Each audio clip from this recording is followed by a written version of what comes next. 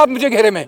आप ऐसी राजनीति क्यों करना चाहते हैं? आग लगी उस पर पेट्रोल डालना चाहते हैं? ईरान के साथ है आप क्यों नहीं है? वो हमारा दोस्त है। इजराइल को फादरलैंड मोदी जी को कहाँ से घुसा लेते हैं? मैंने वही बात करी ना, धर्म जो है सौतेली माँ जैसा है। हाँ। वो अपने बच्चे को प्यार करता है, दूसरे को बच्चे को प्यार नहीं करता, जबकि उसे पता है कि ये सारे उसी राजा के बच्चे हैं, एक ही के। ईरान के साथ अगर बच्चियों को मारा जाता है, वहाँ के धर्मगुरु को मारा जाता है, तो उसकी सबको निंदा करनी चाहिए। और कोई भी बड़ी शक्ति ईश्वर से बड़ी नहीं हो सकती है। अभी भूकंप आ जाए पूरा विश्व खत्म हो जाएगा।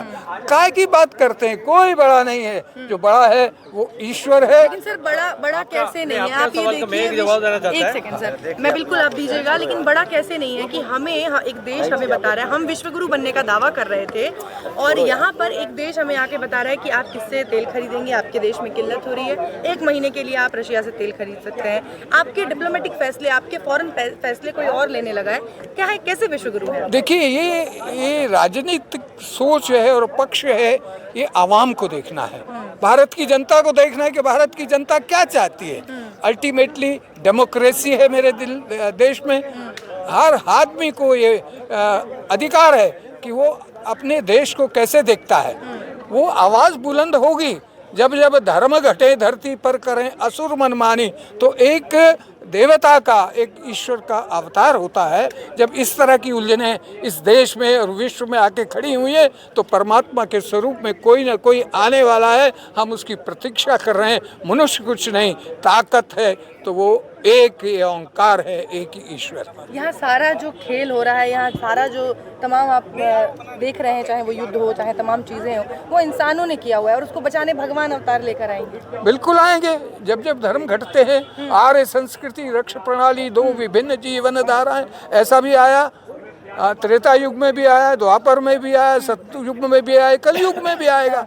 वर्ल्ड वार तो हर वार हुई है, हर उस सिलसिले में हुई है। आज वैसे ही हालात बन गए हैं, ये कहना बहुत मुश्किल हो गया है कौन किसका दोस्त है और कौन किसका दुश्मन है, ये कहना मुश्किल है। मनुष्य ही तो मनुष्य को मार रहा है। यूक्रेन और रशिया, इतने साल से क्या कोई हल निकला? नहीं निकला। और मिल भी जाएगा तो क्या मिलेगा? एक खाक मिलेगी, एक गिरा हुआ साम्राज्य मिलेगा, उसको लेके मनुष्य करेगा क्या? लेकिन आपने कहा कि मतलब इसको कलयुग क्यों कहते हैं? कलयुग इसलिए कर रहे हैं जो जैसे हमारे, आप रुकिए ना सर, जवाब दीजिए ना। उसका जो है, जैसे हम विश्वास करते हैं हिंदू फिलॉसफी, मैं हिंदू फिलॉसफी को बिलोंग करता हूं। मतलब आजकल ज़्यादा पढ़ाई लिखाई है, ज़्यादा विज्ञान है, ज़्यादा सुविधाएं हैं, पहले से ज़्यादा लोग जागरूक हुए हैं, तो ये कलयुग हो गया। तो कौन से युग में ज़्यादा बढ़िया था? नहीं तो कभी बढ़िया नहीं था। मैं तो कह रहा हूँ, आपने सुना तो नहीं सबसे शायद। खराब युग आज कैसे? मतलब मैं तो पूछ रहा हूँ। देखिए, मैंने आपसे, आप समझे नहीं, मैंने कहा सत्ययुग, मैंने सत्ययुग की बात करी है। अब ये आप ये तो बहुत लंबी बहस लेने जा रहे हैं। वो तो छोटा-छोटा नहीं छोटा बना रहे, आप सुन नहीं रहे। मिसाइल था सत्ययुग। अरे सुनो तो सही भाई, सीधे मिसाइल पे आगे तो मैं नहीं बोलना चाहता। मैं तो शांति की बात करने के लिए आया हूँ, आप मिसाइल की बात पूछ रहे हो। शांति था। अरे युद्ध हुआ ना, महाभारत हुआ, इससे बड़ा सब युद्ध हुआ है। हाँ हुआ ना, हर काल में होते, कलयुग है, इसमें भी होना। आपने कहा कि आप ईरान के साथ हैं, आपकी अभी कई स्पीच ज्यादा हुई जिसमें कहा गया कि ईरान के साथ है आप। क्यों नहीं है? वो हमारा दोस्त है। मोदी जी ने इजराइल को फादरलैंड, मोदी जी को कहाँ से घुसा लेते हैं? संतों में सरकार की बात मत करिए।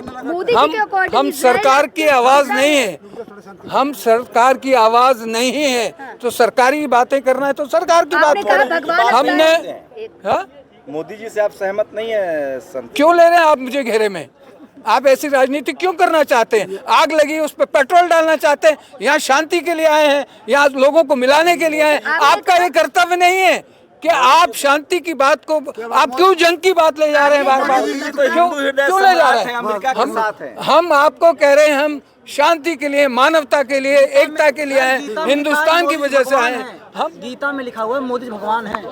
उससे मुझे गीता से पूछिए क्यों लिखा है, कौन सी गीता में लिखा है? मानिए ना, अरे विश्वगुरु की बात मानिए। नहीं मुझे बताइए, आप कह रहे हैं पढ़ा, मैंने तो नहीं पढ़ा है। पेज नंबर 3 पर है, नीचे लिखा हुआ है। किसने कहा? मैंने पढ़ा है। जो सबसे ज्यादा शक्तिशाली हो, आप मुझे माफ करेंगे, आप लोग इन बातों को छोड़ देंगे अगर, तो शायद हमारा आना सार्थक हो जाएगा। ये लेके अगर नफरत की बात करना चाहते हैं, हम तो प्यार और मोहब्बत की बात कर रहे हैं। मैंने सबसे पहले आपको समझाया सर्वे भवन्तु सुखिनः का एक हर संत बोलना है कि नहीं, वासुदेव कुटुम्बकम् एकता की बात हो रही है। सर कैसे शांति आएगी? देखिए, हम एक विश्वास करते हैं, सर्वे भवन्तु सुखिनः सर्वे सन्तु निरामया सर्वे भद्राणि पश्यन्तु मा कश्चित् दुःख भाग् भवेत्। ये मूल मंत्र है भारत का। और भारत में रहने वाले जितने भी धर्म हैं, धर्म गुरु हैं, उनकी भी आस्था और उनका धर्म भी इसी भारतीय मूल मंत्र पर टिका है। आपने देखा कि G20 हमारे देश में हुआ, दुनिया के लोग यहाँ आए और हमारा थीम क्या था? वासुदेव कुटुम्बकम। इसका मतलब क्या है? ये मैंने नहीं बनाया है, किसी एक धर्म ने नहीं बनाया है। ये जो सनातन संस्कृति इस दुनिया में आई, ये जब संसार बसा, जिसको हम एक परमात्मा की संज्ञा करते हैं, निराकार स्वरूप है, उसको अलग अलग स्वरूपों में हम मानते हैं, वो भारत ही है जो सबको एक की बात करता है। आज इसी बात को लेकर हम यहाँ आए हैं। इंसान कौन मर रहा है, वो हिंदू है या मुसलमान है या सिख है या ईसाई है या जैन है या बौद्ध है या कोई और है, भारत की ये थ्योरी कभी नहीं रही है। हम उठे हैं और ये बात को दम रखते हैं कि भारत में अनेकता के बाद एकता की बात करते हैं। जब दुख आता है, तकलीफ आता है, हम हमारे पड़ोस में हो तो कोई हमारा दुश्मन नहीं है, हमारे से दूर रहकर भी हमारे साथ खड़ा रहो, बहुत सालों से खड़े रहो, वो हमारा है, हमारा भाई है।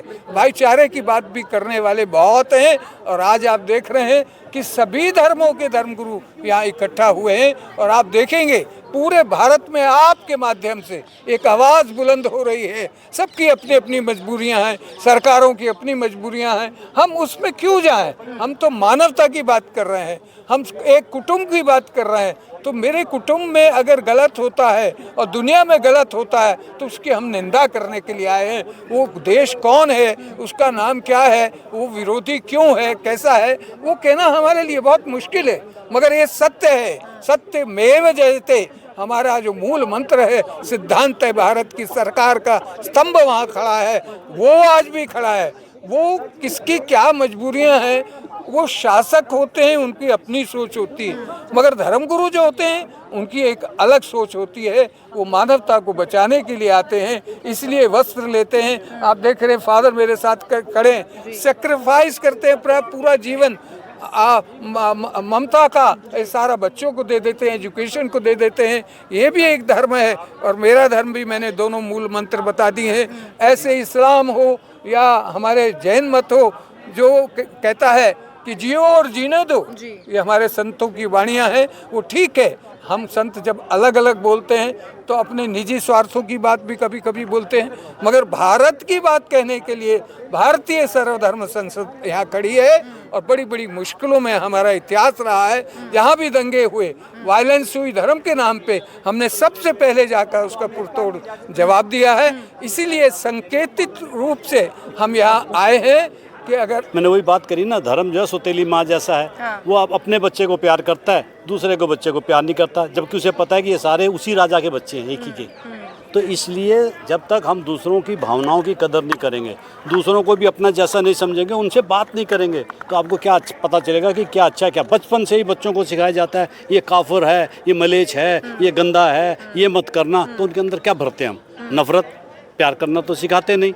तो जब आपने नफरत ही भरी है, नफरती बीजी है, तो काटोगे क्या? नफरत।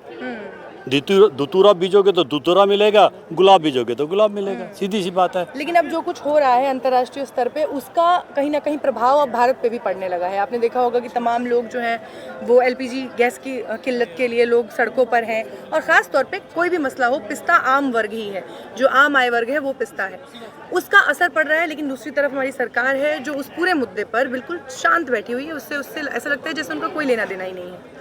देखिए, ऐसा है कि सरकार की अपनी नीति है। अब सरकार की नीतियों में तो हम लोग नहीं है ना। उनकी कैबिनेट में जो मीटिंग होती है या उनका थिंक टैंक जब सोचता है तो किस लाइन पे सोच रहा है, वो इन्फॉर्मेशन ना आपके पास है ना मेरे पास है। तो उन्होंने अपने लिए एक ब्रॉडर लाइन बनाई हुई है, वो उस पर चल रहे हैं। हमारी क्या, हमारी भावनाएं हैं। हम तो हर उस आदमी के साथ खड़े हैं जिसके ऊपर जुल्म हो रहा है। तो जुल्म अगर आप पे हो रहा है तो आपके साथ खड़े हैं, इन पे हो रहा है तो इनके साथ खड़े हैं। तो जो भी जालिम है हम उसका विरोध करेंगे। भारत की भी यही नीति रही नहीं, थी, नीति एक लंबे थी, अरसे थी। तक यही रही थी कि जिसके साथ भी अन्याय होगा हम तटस्थ हैं, बिल्कुल। जब अन्याय होगा हम उसके लिए अपनी आवाज उठाएंगे। पर अभी पिछले कुछ सालों में शायद ये नीति कहीं खो गई है। अब वो ऐसा हुआ कि हो सकता है मैं गलत कह रहा हूँ, पर लोगों को ऐसा लगा कि जो अन्याय कर रहे हैं सरकार उनके साथ है, तो अब हमें क्या करना चाहिए। तो उसके विरोध में भी बहुत सारा, जब हम टिट फॉर टैट कर देते हैं ना कि जो जैसा करेगा मैं भी वैसा करूंगा, तो आप अच्छे नहीं बनोगे, बुरे ही बनोगे। जब आप दूसरों को क्षमा करना सीखोगे तो अच्छाई आएगी, जब आप दूसरे ने जैसा किया वैसा ही करूंगा तो बुराई आएगी। चलिए और